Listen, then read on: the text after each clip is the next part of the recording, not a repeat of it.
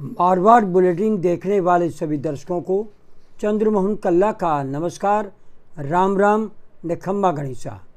आज के समाचारों में हम आपको आज बताएंगे प्रधानमंत्री नरेंद्र मोदी की धर्मपत्नी जशोदाबेन की राजस्थान यात्रा के बारे में, और हम आपको ये भी बताएंगे कि किस तरह से लगातार छठे व सातवें चरण में 113 सीटों पर जो चुनाव होना है, जिसमें 31 सीटें बहुत ही महत्वपूर्ण होती जा रही है। और सबसे बड़ी जानकारी जो आज हम आपको देने जा रहे हैं, उसमें आपको ये भी बता दें कि अचानक ही चुनाव आयोग ने मतदाताओं के आंकड़े बढ़ा करके पेश कर दिए, जिसको लेकर के सुप्रीम कोर्ट में कांग्रेस और अन्य राजनीतिक दल चले गए हैं और 25 जून को इसकी सुनवाई होनी है। और सुप्रीम कोर्ट ने उनसे चुनाव आयोग से जवाब मांगा है, जो आज तक उन्हें नहीं मिला है। समाचार विस्तार से। प्रधानमंत्री नरेंद्र मोदी की धर्मपत्नी जशोदाबेन 20 मई को 3 दिवसीय राजस्थान की यात्रा पर आई और आज वे वापस गुजरात लौट गई। वे देव दर्शन करने यहाँ आई थी। सोमवार को वो पाली गई, जहाँ उन्होंने ओम आश्रम के दर्शन किए और काफ़ी वक्त आश्रम में गुजारा। फिर देर रात जयपुर आई, जहाँ उन्होंने दूसरे दिन कई मंदिरों में दर्शन किए। बुधवार को वे अलवर के पांडुलोक हनुमान के दर्शन करने गई। धौलागढ़ी में देवी माता के दर्शन किए और रात्रि विश्राम के बाद में वे ऊंजा के लिए निकल गई है। उन्होंने किसी तरह की सरकारी सुविधा नहीं ली और न ही पत्रकारों से बातचीत की। आपको ये भी बता दें, उसके बावजूद भी सरकार ने उन्हें सुरक्षा व्यवस्था उपलब्ध करवाई ताकि उनकी सुरक्षा बनी रहे। ज्ञात रहे कि यशोदाबेन जब 17 साल की थी तो प्रधानमंत्री अब जो नरेंद्र मोदी है, उस समय वे अपने निवास पर गुजरात में रहते थे। 19 वर्षीय नरेंद्र मोदी अचानक जशोदाबेन को छोड़ करके वनवास के लिए निकल पड़े और वे सन्यासी बनकर के घर से निकले, जो वापस आज तक घर पर नहीं गए। और जशोदाबेन ने फिर अपना नया जीवन शुरू किया और एक शिक्षिका के रूप में वे काम करते हुए सेवा निवृत्त हुई है। उन्होंने कभी भी प्रधानमंत्री नरेंद्र मोदी के विरुद्ध एक भी शब्द नहीं बोला। पत्रकारों ने कई बार उन्हें टटोलने की कोशिश की। यशोदाबेन ने एक शब्द भी नरेंद्र मोदी के लिए नहीं कहा। इतना ही कहा कि मेरी शुभकामनाएं उनके साथ है, वे देश का विकास में लगे हुए हैं और देश को आगे बढ़ाए। बस यही शुभकामनाएं और कामनाएं मैं उनके लिए करती हूँ। तो जशोदाबेन वापस गुजरात चली गई। राजस्थान से उन्हें काफ़ी लगाव है। वे पहले भी जोधपुर की यात्रा भी कर चुकी है। अब हम आते हैं राजनीतिक चक्र पर, जो कि इन दिनों में एक प्रश्न सभी के दिमाग में घूम रहा है कि आखिर प्रधानमंत्री नरेंद्र मोदी का वादा 400 सीटों के पार का पूरा होगा या बहुमत से वे दूर रहेंगे। हालांकि सट्टा बाजार फरोदी का कह रहा है कि नरेंद्र मोदी को 300 से अधिक सीटें मिलेगी, कांग्रेस 63 से 65 सीटों पर सिमट जाएगी। लेकिन सट्टा बाजार तो सट्टा बाजार होता है, लेकिन राजनीतिक विश्लेषक पंडित कुछ अलग ही अपना बयान दे रहे हैं, कुछ अलग ही अपना आकलन कह रहे हैं। और हमने उन सभी से मिलकर के बातचीत करके और वरिष्ठ पत्रकारों से बातचीत करके, ग्रामीण संवाददाताओं से बातचीत करके एक आकलन आप तक पहुंचाने का प्रयास करते हैं। और ये अंतिम विश्लेषण नहीं होता, अंतिम विश्लेषण तो चुनाव आयोग 4 जून के परिणाम के बाद ही बता पाएगा। आपको बता दें कि छठे व सातवें चरण में 113 सीटों पर चुनाव होना है। इसमें से 31 सीटें बहुत ही खास हो गई है, जो कि देश की राजनीति को प्रभावित करने वाली लग रही है। और इन 31 सीटों पर हाथ के हाथ में झाड़ू है, और झाड़ू अगर चल गया तो मान करके चलिए कि दिल्ली हमारे नरेंद्र मोदी से दूर हो सकती है। दिल्ली की 7, पंजाब की 13, चंडीगढ़ की 1 व हरियाणा की 10 सीट है। इनमें से बीजेपी ने गत चुनाव में 19 सीटें जीती थी। हरियाणा की 10 में से 10 सीटें जीती थी। 7 सीटें दिल्ली की जीती थी। चंडीगढ़ में भी भाजपा ने झंडा गाड़ा था। राहुल गांधी ने अब कहा है कि वो पहली बार झाड़ू पर बटन दबाएंगे और पहली बार ही अरविंद केजरीवाल हाथ के निशान पर वोट देंगे। हाथ और झाड़ू का मिलन क्या रंग लाएगा, ये 4 जून को पता चलेगा। सभी सभाओं में जिस तरह से कार्यकर्ताओं की भीड़ और उत्साह देखा जा रहा है, उसी को देख कर के विश्लेषक ये अनुमान लगा रहे हैं कि इस बार इस बेल्ट में भाजपा को करारी मात मिल सकती है। आपको ये भी बता दें कि पंजाब में भागवत मान कांग्रेस को गाली देते हैं और शाम को दिल्ली आकर कांग्रेस की तारीफ करते हैं। ये भाजपा का भी आरोप है।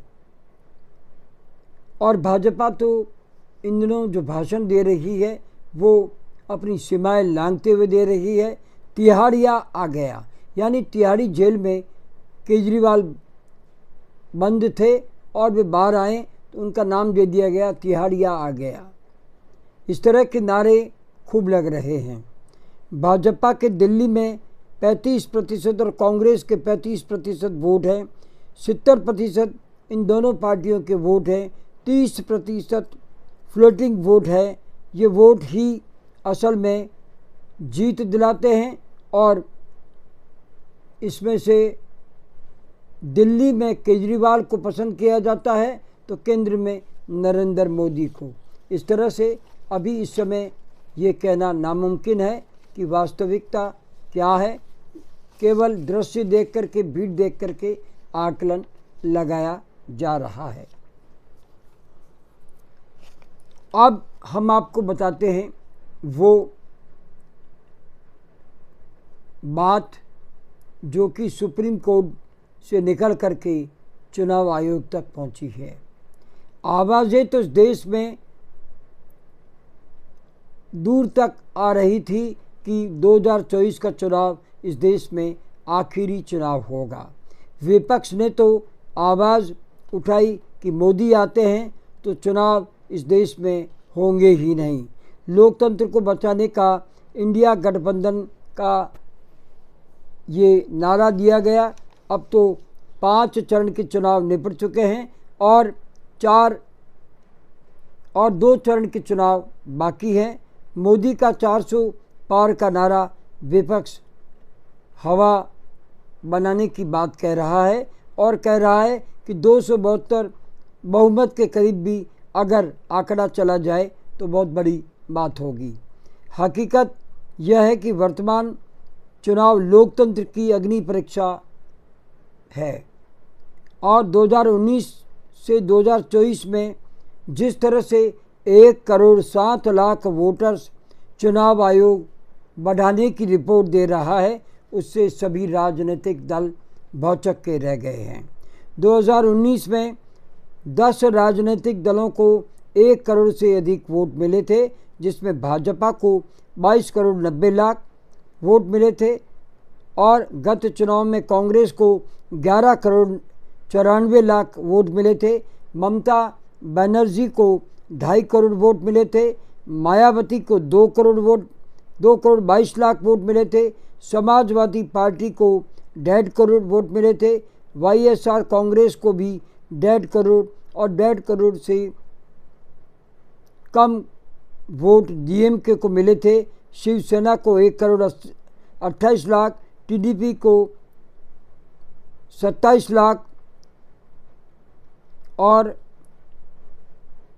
2 करोड़ वोट मिले थे। सीपीएम को 1,07 लाख और अब 1,07 लाख वोटर्स का बढ़ना सभी राजनीतिक दलों को चौकन्ना कर गया और वे लोग सुप्रीम कोर्ट पहुंच गए हैं।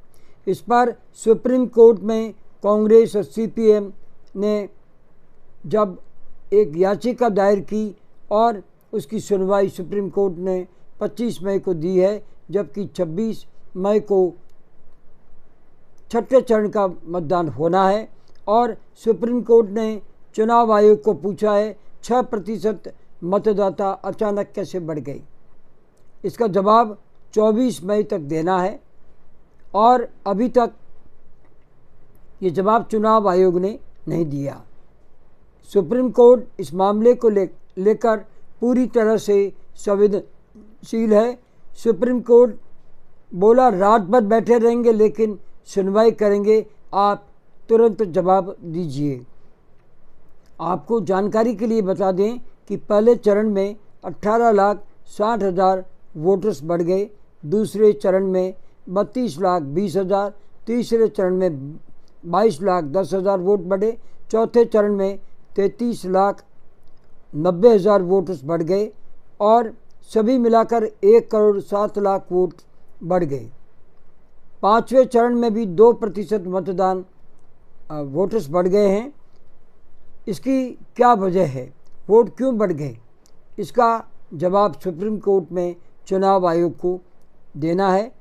क्या चुनाव आयोग पर कोई दबाव है या वो मुश्किल हालात में है, इसका जवाब भी सुप्रीम कोर्ट में चुनाव आयोग को देना है। जबकि हर पोलिंग एजेंट को 17C फॉर्म दिया जाता है और उसमें वोटिंग की जानकारी, कितनी वोटिंग हुई, वे सब आंकड़े लिखे जाते हैं। तो इन आंकड़ों को अगर ईवीएम से तुलना करें तो अलग अलग आ रहे हैं। नागपुर में कांग्रेस ने हर बूथ पर अपना पोलिंग एजेंट रखा था, उनके डाटा व चुनाव आयोग व पोलिंग एजेंट के डाटाओं में काफ़ी बड़ा अंतर आ रहा है। पोलिंग बूथ एजेंट के आंकड़े ऑनलाइन नहीं किए गए, जबकि ये ऑनलाइन किए जाते हैं। पहले 4 चरणों में 379 सीटें हैं और ईवीएम का खेल करने का आरोप राजनीतिक दल चुनाव आयोग पर लगा रहे हैं। ये कितना सच है, ये तो सुप्रीम कोर्ट में फैसला होने के बाद ही पता चलेगा। आरोप है, अभी सिद्ध नहीं हुए, लेकिन कोई न कोई बात है, वरना राई का पहाड़ नहीं बनता। ये बात अवश्य सभी लोगों के लिए चर्चा का विषय बनी हुई है कि आखिरकार इतने अधिक वोटर्स अचानक क्यों बढ़ गए, जबकि वोटिंग होने के तुरंत बाद चुनाव आयोग जो आंकड़े देता है उसके बाद में रिवाइज जो आंकड़े दे रहा है उसमें मतदाता बढ़ने की बात कही जा रही है। आज बस इतना ही। अगला समाचार लेकर फिर हाजिर होंगे और अगला समाचार बुलेटिन लेकर के हाजिर हो उसके पहले हम जानना चाहते हैं कि आपको ये चैनल कैसा लगता है। अगर आपको ये चैनल पसंद है तो इसे सब्सक्राइब करें, लाइक करें, शेयर करें और इस चैनल को बढ़ावा दें। अब हमें आज्ञा दीजिए। नमस्कार, जय हिंद, शुभ रात्रि, सब्बा खैर, जय जय भारती।